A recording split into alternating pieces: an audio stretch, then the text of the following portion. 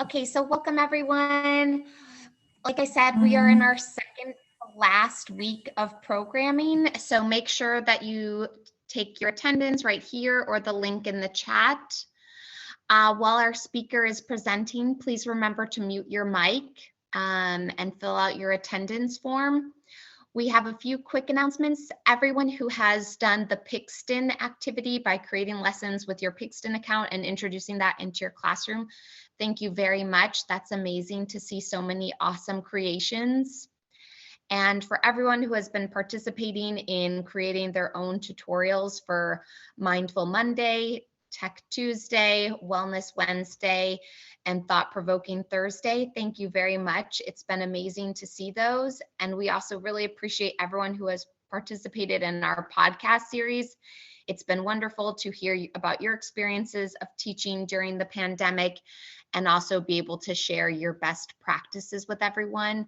So if you signed up on the form, we sent out an email last week asking you to give us some good times.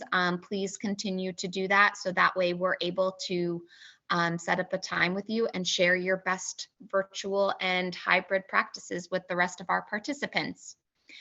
We're also going to be sending out a form as a way of organizing all of the lessons that people have been creating in this space. So that way we can organize them, put them into an ebook, and share them virtually with everyone so they're a reference point for you to go back and use later. It's been amazing to see so many people get inspired just by all of our interactions and based off of our guest speakers and your own dialogues with each other. So congratulations to all of you and thank you for doing that. This is so much fun to participate in. Now I'm going to go ahead and introduce Amreen. Amreen is our guest speaker here today, and she's going to be giving us some of her own insight on EdTech spaces and teaching teaching with innovative technology and how technology is being used in different spaces in global education. So she is an MED candidate at Harvard University studying technology, innovation, and education. Previously, she worked as a management consultant at Accenture, where she focused on digital strategy, transformation, and product management. And some of her recent projects include a Harvard and MIT funded EdTech venture, product management for a skilled trades marketplace, and an NLP-based digital soft solution for UNESCO. So we are so happy to have her here today and get to learn about everything that she's working on and how it might impact us. So Amreen, I'll go ahead and pass it over to you. Wonderful. Thank you so much for that very warm welcome. Hi, everyone. Very excited to, first of all, meet you all and share some of my experiences and most importantly, hear about your thoughts on this topic centered on education technology and how data and analytics can actually support it. I'm just going to set up like a short timer here. I guess while I'm doing that, I would love for this to be as interactive as possible. So at any point, if you have a question, please do feel free to drop it in the chat. I'm going to try my best to also kind of review the chat as I can and go from there. Great. Can everyone see my screen okay? And can everyone hear me okay? Maybe like a thumbs up. Okay, excellent. That's great. Okay, so a little bit about me. Again, thanks, Louise, for that really warm welcome. But what I really hope for you to take from this slide over here is that my journey in this education technology world has been rather non-traditional. So I did my undergraduate degree in engineering. Was always fascinated by how technology could help transform things. When the first iPhone came out and when all these like digital devices started coming out, we used to use calculators, and then from calculators now you've got programs that took away like hours of mathematical work that we had to do in our classes. I just thought it was very cool and I wanted to be a part of that innovation, and that's why I decided to go down the path of engineering. But while I was in school, I recognized that a lot of times you may have these really big, really potentially impactful ideas, but they may not get the funding. They may not actually work in real life because you don't have everything that you need to make that happen. So for example, even as educators, sometimes we have these amazing lesson plans, but let's say the pandemic happens and sometimes you can't deliver that same plan online versus in person. There are so many factors that come to play. And that's where I recognize that me learning those business skills were really important. And that's why I decided to pursue a path in consulting at Accenture, where we helped some of the bigger kind of retail, financial services, those type of companies to take a step back and say, hey, we are not doing so great in supporting our customers from a digital standpoint. I'm from, I noticed someone mentioned that I'm from Canada. Back in the day, well, I guess it wasn't even back in the day, just like a few years ago, if you wanted to get a loan for, a mortgage, that whole process could take about 30 to 40 days, which I know in some contexts might actually be really short. But in that amount of time, your house could actually just even be taken up by someone else or potential house.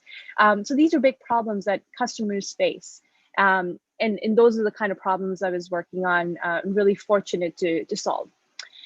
After that, I decided that I wanted to do similar things, but in the education sector, because there was a lot of my work on the side that was centered on lifelong learning and empowering people from low-income communities to use education in order to become more economically stable.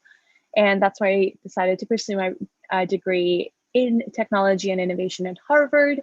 And as a part of that journey, I had the opportunity to also work at the MIT Media Lab, which is known also for using technology in different contexts for social good for the most part.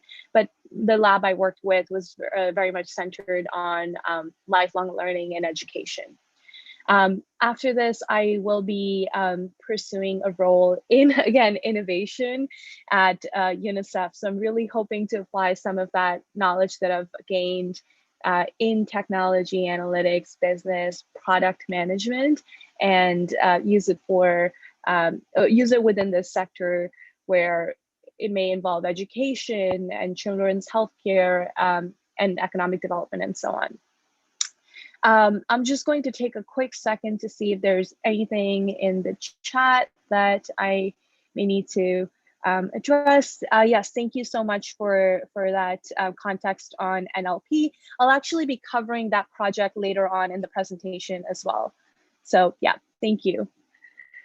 Great, okay. So I'm going to dive into some of the examples of how I used data in non-education context, because I really hope this will help you understand, and this actually helped me understand how similar themes could be applied in the education context. So retail, how many of you have maybe during the pandemic or before the pandemic, we could raise hands or use emojis or reactions, but how many of you have actually shopped online during the pandemic or pre-pandemic? So this could be anything like Amazon or buying like, I know there's groceries or even food, Uber Eats. Okay, I'm seeing a few nods, hands up, etc. When you go to an online website and decide to shop for something, I'm sure you may notice that the next time you come back to it, it gives you all these recommendations at the bottom. And in my case, I've noticed that sometimes they're very accurate. Like they almost know that Amreen has bought, let's say, a pair of shoes, a yoga mat, and then let's recommend some kind of a resistance band to her. And then I look at that Amazon page or whatever shopping page, and I get very enticed to actually buy it. This is how they're using data. They're using data to provide recommendations to people, and they have so many people from who they are collecting this shopping behavior data constantly, and they're trying to improve on the behind the scenes, their algorithm. So that's something I worked in where we helped a company in Canada set up their online shop. And this all happened during COVID and when things were shut down here. So that was a very kind of huge project for me to also learn from. Another example here is in financial services.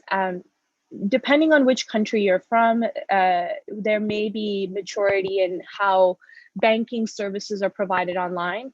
I do know that, like, in a lot of countries, mobile banking is actually way more popular than even the traditional, like going into the bank, depositing money, and so on. However, whenever these services are being come up with or being developed, and if there's a lot of competition between the banks, you often have to take a look at the data of who is coming to your website, where are they getting stuck along the way. A lot of time and effort goes into the processes. I actually worked on this project where I believe there were like 30 plus steps that a customer like myself or like you would have to complete before they get what they want. And that is very long. That is not acceptable. And imagine if you get stuck somewhere in the middle, you might end up abandoning, switching over to another company. So having that type of data and information is also very critical. And I want you to think, if possible, how can this example maybe be applied in the education context? And lastly, transportation applications. So again, depending on the country you're from, there may be a digital service provided for transportation apps. In Canada, at least in where I live, transportation, like we've got so many different providers coming up now. And a lot of, like, I take the bus. I used to take the bus to work. Now we're all remote. But a lot of times I've just been waiting, and I wanted to plan accordingly. If I know that this bus is going to arrive in 30 minutes, there's no point staying out in the cold in, I apologize, I don't know the Fahrenheit, but in like minus 20 degrees Celsius weather, when I could be home and then know that this bus is going to arrive in 20 minutes, and then I can just go like just 5 minutes before. So as users, this really helps us, the use of data, the use of technology to even plan our lives. So having said that, I do have a question for you all. I will actually share this link in the chat, and I'll share another screen. I would love for you to think about some examples of the use of data in education. So here we go, just dropping the link in the chat. So feel free to click on it. You may answer, like, I think you might answer multiple times. And while you do that, I will also open up the presentation view of this. And yes, I'm seeing a few questions popping up in the chat. I was actually born in India and lived there for a few years. And I live in Toronto, Canada now.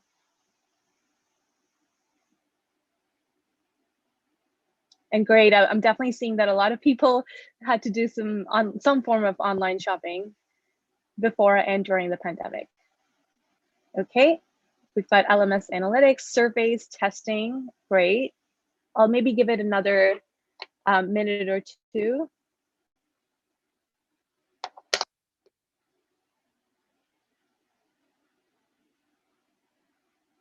Math, yes. Lots of great answers coming up here. Safety, absolutely. Just refresh there. Maybe I'll just open it up if maybe, is there a person who would like to perhaps unmute and explain one of the examples that are showing up here? Students' weaknesses, yes. Student assessment is where data is used quite often. Monitoring, recruitment, yes. Teacher recruiting, etc. Let's see, comfort, needed resources. Great, teacher background, calculating grades, admissions, very, very big as well. These are, I think you guys, you all are already very much aware of the use of data in the education context. Apps that are used for learning, yes. Data is used both in sort of your public sector or directly in the teaching sector, but also when children are using mobile apps. I don't have an example in this PowerPoint, but I'm happy to share about it later on if we have time. But in the interest of time, I will continue unless there was someone who wanted to. Yeah. Okay. I think we're good there. Okay. Excellent. So I'll actually now dive into 2 examples of how I, along with the rest of my team, used data and analytics in like in this example, it is for UNESCO, where we used this particular type of algorithm or coding technique called natural language processing to identify ghost teachers. Now, when I first found out about this problem prompt that we had, I wasn't sure what exactly ghost teachers were. But these are some data points that were very shocking to me. So there are about 80,000 ghost teachers in India, about 100,000 in Pakistan, 2,500 in Nigeria and Sierra Leone, and thousands more left undiscovered. I believe there was also a data point that showed that this translated to hundreds of millions of dollars of essentially waste money. However, like the reason why I'm pointing out these numbers is because the phenomena of ghost teachers is that and this actually exists not only in these nations, there's obviously a lot more countries, including Canada or like the United States and North America, where this problem also persists. Essentially, there are teachers who are getting paid according to the database, but they're not actually teaching. And perhaps this is the case for specific areas or specific public systems. So this was a problem that UNESCO sort of presented to us. This is something that they're dealing with, and they're trying to say, how can we find out who these ghost teachers are and ensure that we don't actually pay them? Maybe this teacher is retired, maybe the teacher's passed away, or in some cases, there are fraudulent activities that are also taking place where I could be a teacher in multiple organizations and get paid because I am in that payment database, but not actually receiving, not actually providing the services. So we know that this process of identifying ghost teachers is very manual. You have to go through every single Excel spreadsheet and every single name. It can be very confusing. How do you know the difference between, how do you know whether Amreen Poonawalla is the same person as Amreen P if we both have a similar date of birth? My date of birth could be 7-2 or it could be 2-7. There's a lot of ambiguity there. And going through thousands of records individually was very time consuming. So what we came up with is a solution called EduChecks. What it does is, it is like when you go on Microsoft Excel, you'll see a bunch of buttons on the top. This is essentially a button that we created on the top right, where if you click on the button, it would do some analysis of the data. Behind the scenes, it's using some, I think it was this thing called Jarrow-Winkler algorithm. That's not a big concern, but it's basically using this advanced coding technique to, and the reason why it's natural language processing is because it's taking in all that information, whether it's Amreen P or Amreen Poonawalla or A Poonawalla, etc., and using some of the sort of techniques that it already has in the coding format, identifying that Amreen P and Amreen Poonawalla have a 95% match. So they are very likely the same person. So it uses this sort of like language that is already written there, and obviously some of the coding behind the scenes to say if that data is a perfect match or near perfect match or not even a close match. And this automated everything. So now you have a list of all the data records that are, let's say, a match of 50% or below. And instead of checking, let's say, thousands of records, the employee is just checking 50. The next example, which is very near and dear to my heart, and I think this is very much in the context of teaching and learning, is a solution called Chalked that my friend and I came up with while we were taking a few courses and working on a few hackathons or design challenges. But before I dive into it, I just want to see the chat. There's some jokes here, which is funny. I don't think anyone over here is like a ghost teacher, but yes, interesting to know that some of you have not heard of it. I definitely had not, and interesting to see that some of you have heard of the ghost teacher phenomena. Also, I guess before I move on to this one, UNESCO actually took on our solution, and they are investigating it further to see how they can actually deploy it and actually use it in a few countries that are more immediate for them to focus on. Okay, great. I'll move on with Chalked. So the context for this is, I'm not sure if you as educators felt this way. And if you did, maybe you can drop in an emoji or a reaction in the chat or on Zoom. But oftentimes when professors and even teachers were teaching on Zoom, they felt like they were teaching to a brick wall. Sometimes you would have your screen entirely blank. Sometimes there would be a kid, on, like they have their video on, but you, for the most part, know that they're not necessarily, paying attention to you. I teach this class on every Saturday, and I had a parent-teacher kind of meeting with one of the parents, and the parent told me, "Hey, if you notice that my son turns his camera off, can you please, pick on him and let him know to please turn his camera on, because very likely he is watching Netflix in the background." And I was very shocked to hear that, but glad that I heard it, because now I have to constantly monitor and say, "Hey, Cameron, can you please turn your camera on? We can't see you." So this is something that when we interviewed about 50 plus students, professors, and administrators, we noticed that engagement with online learning was just very hard to maintain. We know that engagement has always been an issue, or it's not necessarily an issue, but it's something that requires effort. You need to place an effort to understand how you can make the best lesson plan and make the best class practices work for your students. But we also noticed that the pandemic had worsened this. 54% of students felt less engaged with online learning. I believe 75% in the same data mentioned that they were just not happy with online learning at all. And many reported that it was leading to poor academic results for them. And this was just within the duration of months, because we've, been in the pandemic for now over 12 months, but when the research came out, it had just been months as well. Additionally, there is research that shows that in the higher education context, there seem to be, and lifelong learning context, there seem to be higher barriers for women and people of color in online settings. So there was an interesting research that showed that women were less likely than their male counterparts to speak up in a class.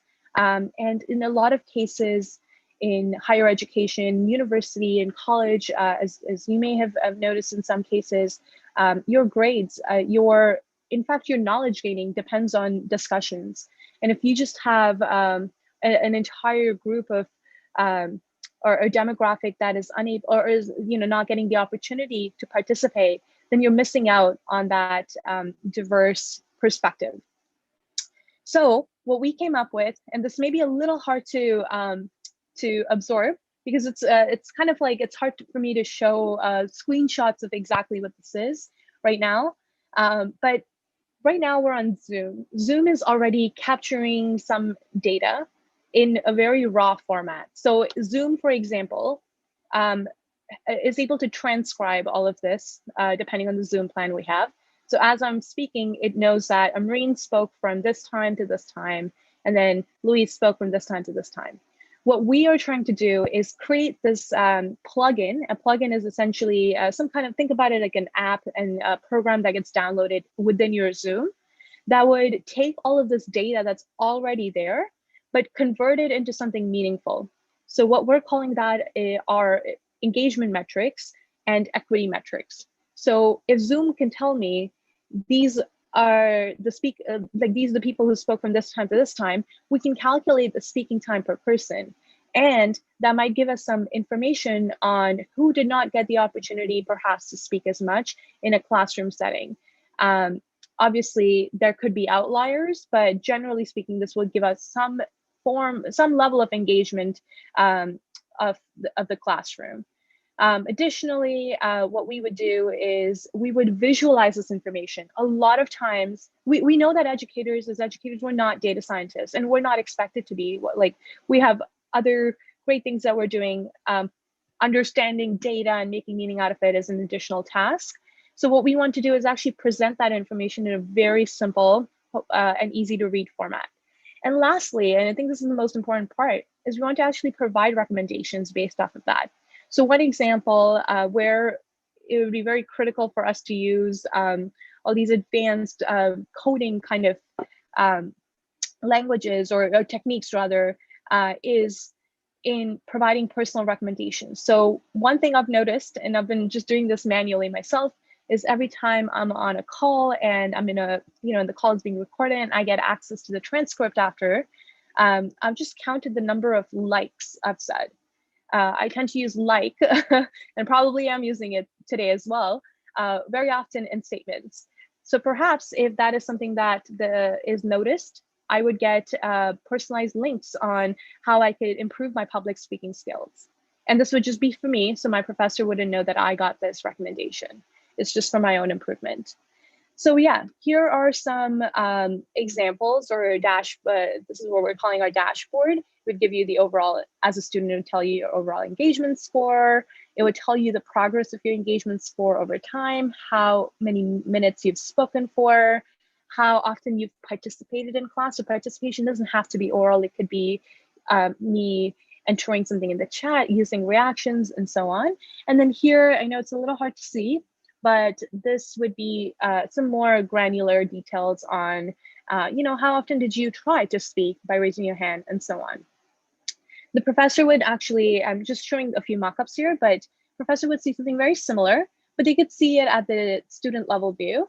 There's actually a program or an initiative at Harvard that's piloted this type of data analytics in education or in teaching behavior. And professors have actually reported significant improvements in student performances. However, they captured the data very manually. There's actually a person who has to physically take note of this person and that person speaking in class, which can be very time consuming. So here we're automating that information and presenting it at the student level. And finally, this is still something we're working on to present it more, with more ease and more accuracy, but it can give you a breakdown of this many, your class of this many males versus females. I did engineering, as I mentioned earlier. My classes were primarily, they weren't primarily male, like maybe like 60% of my class was males. But there were definitely some classes where I remember raising my hand, but a lot of times I did not get called on. It was my male counterparts, and that was very discouraging for me. But if I think about the use of data, and if this type of information was available for my teaching staff to see, they may maybe perhaps recognize their own biases. So having said that, we've actually been very fortunate to raise some money from the campus itself. There's some recognition and great, advice and mentorship we've been receiving. And what we're hoping to do is continue working on this, because through our interviews, we learned that engagement is something that's very hard to track. It's very manual, and how, especially in higher education, educators would love to see a solution that is integrated with other type of solutions they're already using. So having said that, I'm just going to monitor the chat a little bit. Yes. Yeah, these are some great thoughts. I really appreciate the engagement that you have in the chat. And if I had the solution already implemented, I think in this case, everyone here would be at 100% engagement score. So having said that, we're kind of moving towards the end of the formal presentation here. I'd love for you to drop in the chat what some of the limitations you see with the use of data in education. And if anyone would like to unmute, absolutely feel free to do so as well. You might even think of like the solution that I just presented with Chalked, and what might be some limitations, because personally, we've been thinking a lot about that as well.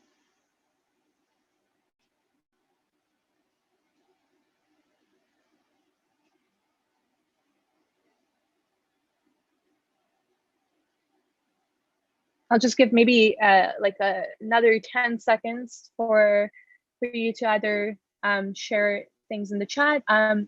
Georgia, would you like to speak? I can go ahead and unmute you. Can you hear me? Yes, we can hear you. I'm sorry for the noise. Anyway, I think sometimes data is not accurate enough. I mean, for example, you can see that I'm silent now, but generally I'm not silent at all.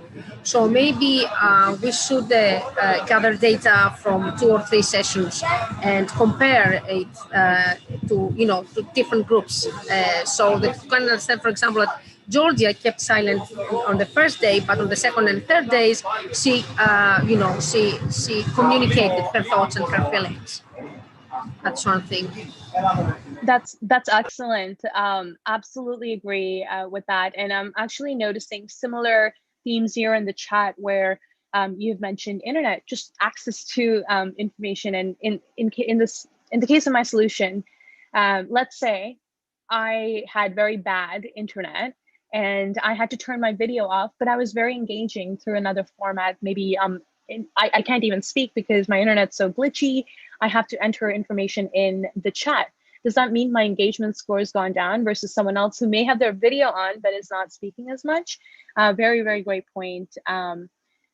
So yeah, there's a lot of like possible possibilities around how to make this more easy to use and intuitive for teachers. So the teacher training component is very big. There's a lot of, there's too many tests that are happening, too many assignments being given. Yes, speaking at the same time, that is an excellent feature, I think, feature recommendation that Zoom, I've been in many scenarios where I think at least 3 times I've spoken at the same time as someone else, and then we'll both say, you go first at the same time. And I wish Zoom just kind of picked one person to go first. That would be excellent. I will move on with some of the limitations that I could think of as well. So yes, is it accurate? Is it truly, painting the picture that, not what we want to, but is it truly painting the real picture there? Is it reliable? So yes, maybe the data collected is accurate, but is it going to work in every single context? Could there be biases? If I am, ultimately, if this data is being processed and we are using algorithms to process that data, could there be biases? So one example is, maybe not in the context of what I presented, but let's say I go on a platform like LinkedIn and they have LinkedIn learning recommendations. If LinkedIn, I'm not saying LinkedIn does this, but this could be a limitation with the data.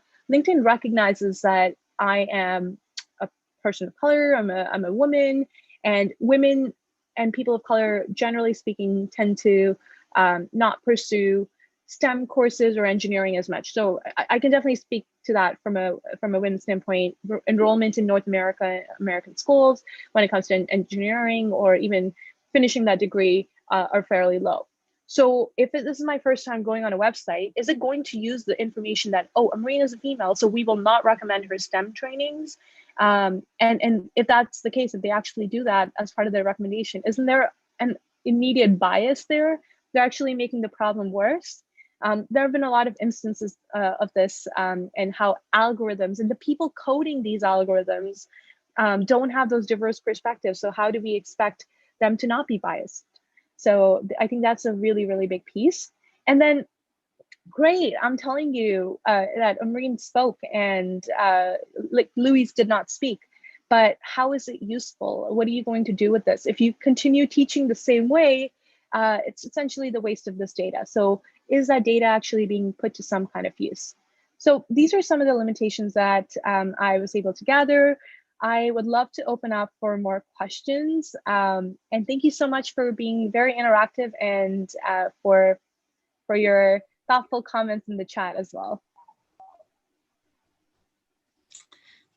I think probably the easiest way is if you want to go ahead and raise your hand with that feature and we can go person by person.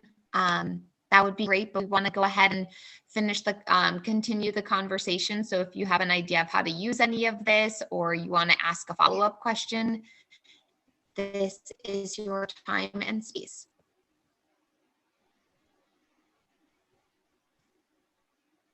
Yeah.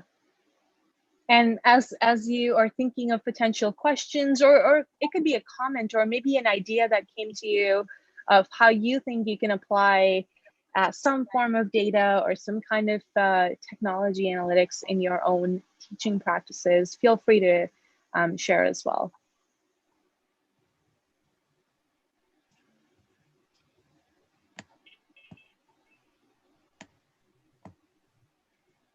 I noticed here in the chat something really insightful, and I've definitely experienced this during my online teaching time as well, where students may be very engaged in one particular class, but in the next online class, they may not be as engaged. During my online teaching time as well, where students may be very engaged in one.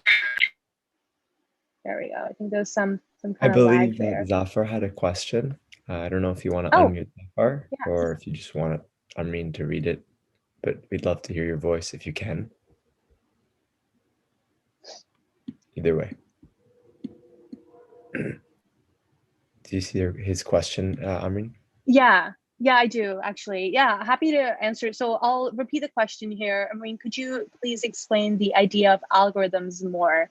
Absolutely. So I'm just trying to figure out an analogy if I could use one here. But in any context, let's say let's say we wanted to calculate the amount of taxes. So, I go somewhere, I want to shop for something. I wanted to calculate the tax percent. One thing to keep in mind is that taxes are, at least in North American context, are different from one state to another and one province to another. So tax percent in Ontario could be 13% versus in Alberta could be, I'm just making it up, like 9%. So your tax calculation will be different depending on the state. It may also be different depending on like the kind of good you are purchasing. So if I'm purchasing food, I believe in Ontario, we don't have to pay one type of tax. So that percentage goes down, and so on and so forth. Additionally, the store may have a discount saying we will have 10% off if you purchase over a certain amount. Now, obviously the computer needs to know how to give the right answer, but in order to do that, they'll have to have some kind of a coding algorithm on the back end. And we call it back end because as a customer, we don't see all this code happening. The computer does it behind the scenes. So essentially, the computer will come up with this format and say, if this happens, then we have to calculate it. We have to calculate 10% tax. If this other thing happens, we have to calculate based on X%. And then there'll be a lot more calculations that we will do depending on the condition. So that's one example of an algorithm, and it's very sort of trivial example I'm using, but in some of these more sophisticated kind of solutions, for example, with, as they say, with machine learning, it may go into detail and say, okay, I'll again use the example of like LinkedIn Learning, and I don't know if they actually do much machine learning, but I wouldn't be surprised if they did. It would say, great, Amreen took a course on how to become a better public speaker. Great. She used this course. That course has keywords: public speaking, audience, presentation, storytelling. Those are 4 keywords. What are other courses in our massive database that that those keywords could apply to?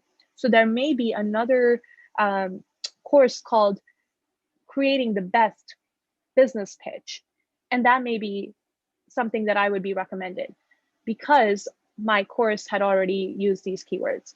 Additionally, it may say that, oh, actually, Amreen's in the education sector, so business pitches may not be the best thing for her. Instead, let's see if she could use this public speaking knowledge or these keywords that she had from this particular course and get a course recommended to her that is about creating the best storytelling related lesson plan. I'm just making it up. And that may be a better fit. So machine learning is essentially like the machine is constantly learning given all the data that is there. So instead of someone coding every time and changing the factors and saying, oh, now we know this about a marine, so let's code that in, the machine is automatically able to like learn from itself, and it learns and it says, oh, actually I recommended this to a marine and she did not like it. So as a machine, I'm going to recommend her less of this information. This was a very trivial example, and I'm sure if there was a machine learning expert here, they may disagree with the particular specificities of it, but this is the way I try to understand it. Hopefully I was able to answer that, but there was another question in the chat. I believe it's from Jerwin. I'm happy to just read the question out if you'd like. Oh, if they want to unmute, they can. If not, you can just read it. Okay, I'll maybe wait a couple more seconds to see. Yeah, I want to hear your voices. I know in some places it's early in the morning, maybe some places it's really late in the evening. Okay, so the question here is it the teacher who can only access the data analytics? So in the solution that I showed you for Chalked, the data that is at the student levels, or where it says this student spoke as much, this student's engagement score was this, it will be only accessible to the teacher. And because our solution for now, we're still developing it, but right now we're focusing only on the higher education sector, it would only be that particular professor. However, there is a portion of that data that would be available for the student themselves. So as a student, I would be able to see what my own engagement score is and what recommendations are available for me. So my engagement score is, let's say, 30%, and I know that this class, my grade in this class actually depends on how much I participate. It may recommend that I consider raising my hand or throwing in a few suggestions in the chat when it does come about. But that actually reminds me of another kind of limitation with that is that, or it's not really a limitation per se, but it's actually a challenge that students may be able to rig the algorithm. And actually, like, if I know that my engagement is just based on what I enter, not the quality of what I enter, I could just say, hello, hello, hello, like 10 times in the chat, and that would bump up my engagement score. So there is definitely that component to it as well.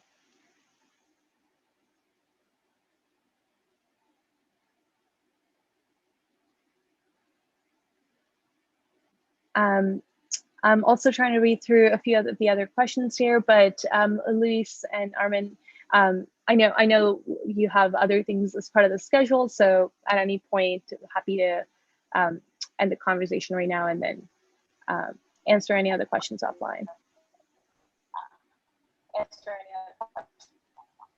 We're okay to continue. Yeah. Okay, great. So I see another one.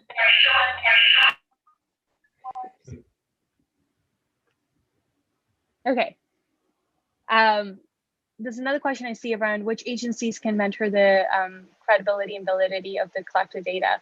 That's a great question. I think that there are some bodies when it comes to privacy and data security. Those are very, very big topics in the use of data in general, and in education. There have been examples. One example was an initiative that was done by Microsoft, but that was started by Microsoft. It wasn't Microsoft itself. It was Microsoft donating a lot of money for that initiative. I want to say in the millions, which unfortunately did not take off, did not get implemented, because even though they said that their data was very much secure and there's privacy that they took into account, they didn't actually, one of the mistakes or one of the challenges that they didn't overcome were talking to real educators, parents, and other like stakeholders sort of like on the ground about what they felt about the data and the use of it. So they had these like, very business-minded people and tech tech experts who were like, hey, we could make all of this data come together in one place, and we collect data from all the schools and give recommendations, and this would help and do X, Y, and Z. And perhaps it totally would help do the things that they were claiming to do. But there were so many concerns from parents about, well, is this going to mean that, like if my son or daughter did not do so well in this particular grade and we transferred over to another school, and that school finds out about like or like behavior data, right? Let's say my son or daughter was diagnosed with ADHD, and because of that they had a particular behavior, or maybe they weren't as attentive in class, and you have that information now, and let's say 5 years from now we move to another school, would my son or daughter be at a disadvantage because you have shared that information with another school?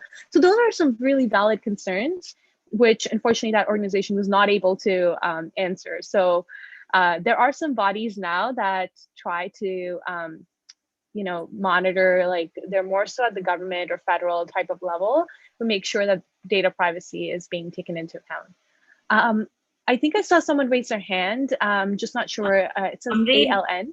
Yes, Amreen. My name is Salome.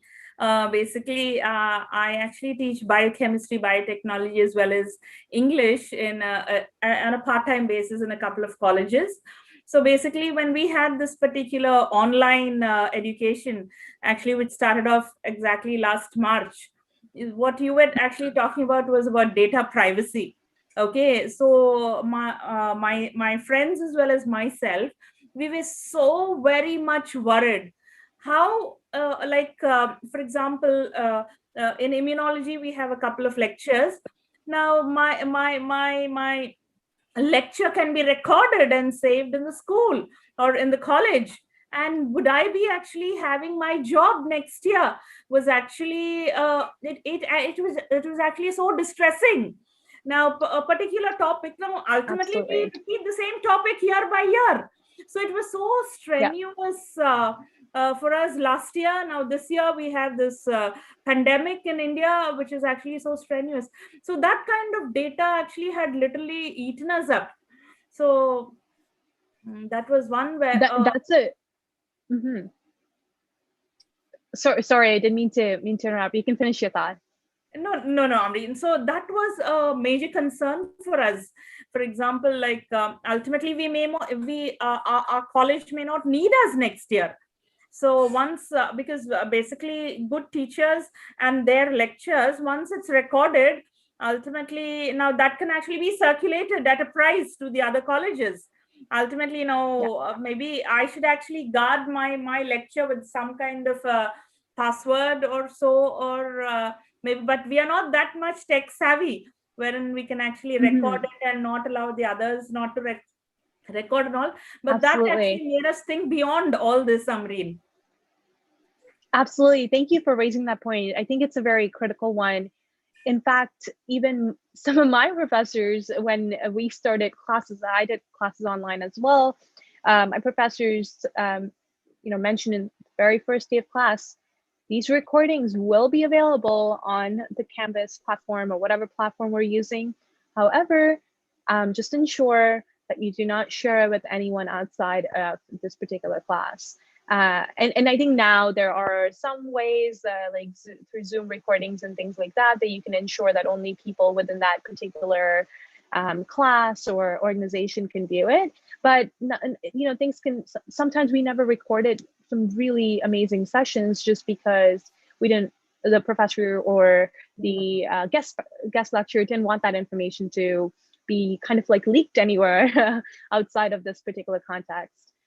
So thank you for raising that. And I think the most important thing I believe is that I feel like data and analytics personally cannot just survive by themselves. I think their goal should be to make the jobs and the lives of educators easier, not actually replace it altogether, because I personally feel that no amount of like techniques and coding and algorithm, etc., can replace the way a human can think in different contexts. And another question really quick that's come up here is, can NLP help identify and predict students' mental states during learning? Great question. And actually there are some organizations that are trying to do I would say maybe it's not just that type of algorithm like natural language processing. There's probably other technology that's being used where I think there's a startup that embeds or puts these like devices on the student, obviously in experimental settings now, devices on the person's head and tries to monitor different like kind of brain activity that's going on. One of my professors, it's very funny because he tried to do this in a particular class as well. He created, so there are trackers that can track your eye movement and posture and expressions and things like that. However, that technology like needs to be very, like even the hardware needs to be very advanced.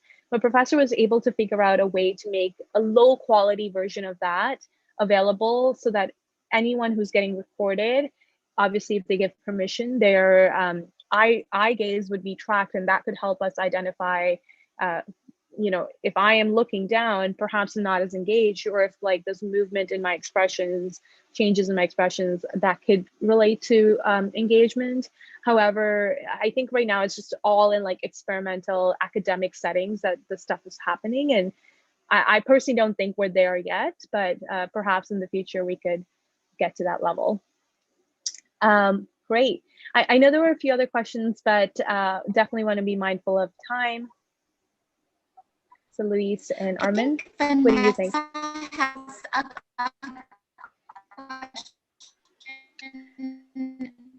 You might be cutting out again. On to Vanessa's question and then actually, it's not a question. It's a comment on our professor's right about the eye movement. I think this is related to what I use a lot with my students. It's neurolinguistic programming. And so the eye tell you whether you're thinking, remembering, or creating, or like in like sounds and images. So if it's going up and has to do with the hemispheres of the brain, and it's very cool. I have done a lot researches and strategies in class with my students about that. And I think it would be a very nice thing to be used in Zoom thing. I think we could, if we could have something like monitoring the eye movements, it would be great. Yeah, I think if we can, right now, as you mentioned, there is a hardware component which makes the technology, you know, only limited to a few people. And a lot of times it's being used in academic experimental settings to see if this can be brought into real life. I think it would be very cool as well, just to be an extra data point, but not entirely, obviously, like you said, just relying on that. But yeah, there are so many exciting innovations that are happening in the sphere of education technology. I would definitely recommend, perhaps I'll put these comments in the chat, but like concepts of AR, augmented reality, virtual reality, like eye gaze tracking, etc., that might be interesting for you all to just read up on and see what's all happening. But yes, thank you so much for the very high engagement and for being here. And I'll pass it over to you, Armin and Luis, to continue with the rest of the program. Thank you so much. That was amazing. Can everyone hear me have okay? a minute, please? Can I have a minute if you don't mind? Sure. This will be our last comment. Yeah, I really appreciate, because I remember to have joined this session one early morning at 4:30, and maybe I'm joining in after 1 month because we had debilitating, we are actually going through a tough situation. And I'm very happy to have joined Armin's session again. And that to Amreen, you have literally opened a Pandora's box, because we have been blindly using Google Meet as well as Zoom, but you have literally opened our eyes. We never knew about all this background, what do you call, data capturing that was happening. Now you have literally opened the eyes of all the educators today. That's literally awesome. Now I have a small recommendation to the organizers of this particular Zoom meet. If Amreen can actually facilitate another session wherein we can actually wherein the teachers can have a control over their lecture, so that maybe see, usually maybe we haven't advanced that much. Now, when I'm taking a lecture, so only I can actually record, not the others. And so that only I can take a screenshot, not the others. If you can actually tell us about that, that would be very helpful for the teachers, so that our recordings are not misused. What I could do as a next step here, and I'll coordinate with like Louise and Armin here. There are some really incredible websites that I've come across that actually is a really great book about teaching using Zoom and just understanding like some of the things in more easy to read formats. I can share those resources in an email, and like Louise and Armin, if you wanted to share with everyone else here in case it's of interest, because it breaks down some of the more complexities. And I'm not saying by any means that Zoom and Google Meets are like being very evil on the back end and collecting all this data. It's just every platform collects data. Skype, this is just part of the way in which it works, and obviously it's being secure in different ways, but just for us to be aware that yes, these are possibilities that could occur. Wonderful, thank you so much. So Marina is going to share some resources with us as follow-up, and we'll make sure that those get out to everyone. Unfortunately, our grant period is ending next week, and so we still always have kind of our connections we built here to continue dialoguing, but the 10 weeks will be over. We did apply for a follow-up grant to invite more speakers and dive more into the realms of technology, and we'll keep you posted, but Amreen and her suggestion would of course be invited back for a follow-up if we get that opportunity. Please make sure to leave feedback for Amreen with the form in the chat. It's always nice as a speaker to hear back on how things are going and how people are relating to it and what can be improved. So please make sure you do that for her benefit. And we just really want to encourage everyone, as we said it at the beginning, to take on 2 tasks. First is to consider reaching out to us if you want to record the podcast. About the time, you can just respond to the email that Armin sent at the beginning of last week. We've recorded some amazing podcasts and people have given sample lesson plans and really good advice and best practices. So the more we share, that's information that everyone benefits from. And second, please continue to think about a lesson plan that you have either created during virtual learning or based off of our 10-week session that you want to share, so we can make an ebook and give everyone here access to it. But we talk, as we kind of discussed, we want to make sure what we all collaboratively work on benefits us as a collaborative. So if you're interested in doing that, please let us know, and we will send out a form just so we can keep the formatting very clean and organized and looking consistent. Is there anything else, Armin, that we're missing? I was just going to add that we're going to work on getting access to some reading resources. There's something called Learning A to Z or Reading A to Z. And we just want to help give you more resources and more ideas. And I also want to thank Amreen for sharing her wisdom. I will admit, Amreen, a lot of it went over my head. So, and I think that just to share that so that other people, if they feel that way, that's okay. Absolutely. Right, I think there's like, multiple parts of the conversation. Absolutely. Because we all have different levels of knowledge on the topic. And the idea is just to get like new ideas in our heads and, start looking at this educational, learning experience in different ways. So I want to thank you for helping. Yeah, we'll go ahead and everyone can give Amreen a round of applause. I learned so much, and she's an excellent speaker.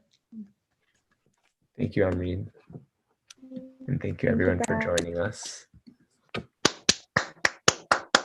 I hear someone clapping. If we want to take a photo, we can take a photo. I don't know how, but I mean, I can take the photo, but should we be clapping or what should we do? I don't know. But everyone can smile. We got a little photo. Okay, we see some smiling. Good. Okay, thumbs up from Jerwin. There we go. Pinar laughing. I like it. See if anyone else is there. Oh, there's Mamadou. We got a little son there smiling. Or is that Mandumbe? I can tell. Well, there's No, James. it's Mauru. It's Mauru, my little son. Wonderful.